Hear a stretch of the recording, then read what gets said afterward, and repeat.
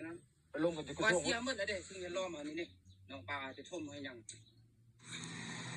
ลุงจันสมอนเอ้ยเบิ่งเด้ออันนี้น่ะเนาะจีนอันนี้นะจีนเขาถือปืนมาพร้อมได้พวกนี้เนาะให้กันเทิงเบิ่งได้เนาะเขามีปืนพร้อมนั่นพวกนี้นะเนาะพวกจีนเขานั่นนี่ทหารจีนครอบครองคนลาวนี่เนาะเบิ่งเอานี่ถือปืนมาพร้อมเนี่ยบุกลุกเฮ็ดเฮาในเฮ็ดมัดอยู่นี่นะเนาะเบิ่งเอานี่มีหดปืนเนาะ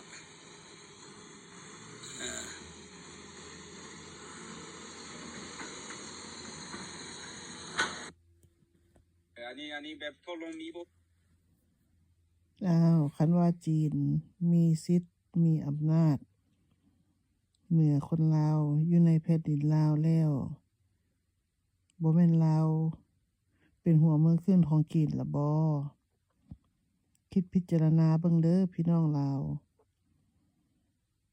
ขนาดจีนอยู่ในแผ่นดินลาวก็ยังถือปืน